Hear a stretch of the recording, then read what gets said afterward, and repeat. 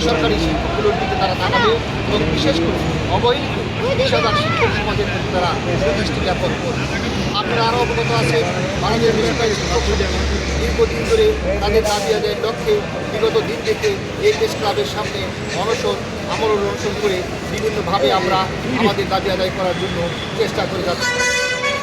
তৎকালীন ফ্যাসিস্ট সরকারের সময় বেছে বেছে শুধুমাত্র বিএনপির ট্যাগ লাগিয়ে, বিশেষ করে আপনারা জানেন যে তৎকালীন সময়ের আমাদের ম্যানেজিং কমিটি বিএনপি পদধারী পদবী ম্যানেজিং কমিটির সদস্য থাকার কারণে বেছে বেছে সারা বাংলাদেশে 4,000-এর অধিক বেসরকারি প্রাথমিক বিদ্যালয়কে কৌশলে শুধুমাত্র রাজনৈতিক প্রতিহিংসা পরায়ণ হয়ে আমাদেরকে বাদ রাখা হয়।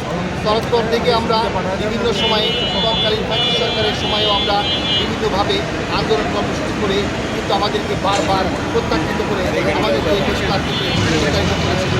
ইন্টারনাল গভর্নমেন্টের সময়েও আমরা বিভিন্ন আন্দোলন কর্মসূচি করেছি এবং আপনারা জানেন যে আমরা সেই আন্দোলন কর্মসূচির মধ্য দিয়ে আমরা দেশটা অর্জন করতে পেরেছি, মন্ত্রণালয় পৌঁছাতে পেরেছি। এমনকি আমাদের বিদ্যালয়গুলোকে অর্থ মন্ত্রণালয়ে অর্থ বিরোধ করার জন্য একটা বিশেষ আলোচনা সভা হয়েছে। যে এখন পর্যন্ত যে আলোচনা সত্যি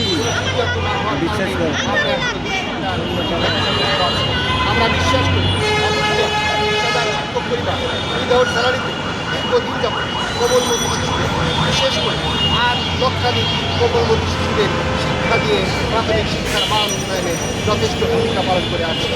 আপনারা আলোচনা অবগত হবে, তৎকালীন ফ্যাসিস্ট সরকার শুধুমাত্র যে আমাদের শিক্ষকদের সাথে বৈষম্য করেছে তা নয়, শুধুমাত্র কোমলমতি শিশুদের সাথেও সরকার বৈষম্য করে তৎকালীন সময়ে সমস্ত শিক্ষকদের শিক্ষার্থীদের সাথে পাশাপাশি কোমলমতি শিশুদের মিড ডে মিল, উপবৃত্তি, ব্যাগ কেনার টাকা প্রত্যেকটা ক্ষেত্রে বৈষম্য করে রেখেছে। আমরা বিশ্বাস করি দেশ নায়ক তারেক রহমানের হাতে ক্ষমতাবান অর্পণ করা হলে নেক্সট টাইম ইন্টারাম গভর্নমেন্টের পরিবর্তে ইলেকটেড গভর্নমেন্ট আসলে আমাদের দাবিগুলো অবশ্যই তারা বাস্তবায়ন করবে। সেই লক্ষ্যে আর একটা বিষয় আপনাদের মাধ্যমে সারা বাংলাদেশের মাধ্যমে মিডিয়ার মাধ্যমে আমরা বিএনপির দ্বারস্থ হতে চাচ্ছি যে তাদের নির্বাচনী ইশতেহারে যদি আমাদের এই 4,000-এর অধিক বিদ্যালয়গুলোতে ইশতেহারে তুলে ধরে তাহলে আমরা কৃতজ্ঞ থাকবো।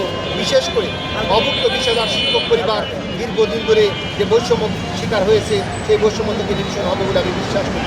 প্রিয় সাংবাদিক ভাই বোনেরা, আমি আপনাদেরকে আবার উদাত্ত আহ্বান জানাচ্ছি দেশনেত্রী বেগম খালেদা জিয়ার মিলাদ মাহফিল শেষে আলোচনা এবং আলোচনা পরবর্তীতে আমরা র্যালি করে জিয়া উদ্যানে ওখানে যাব এবং বেগম জিয়ার কবর জিয়ারত করব।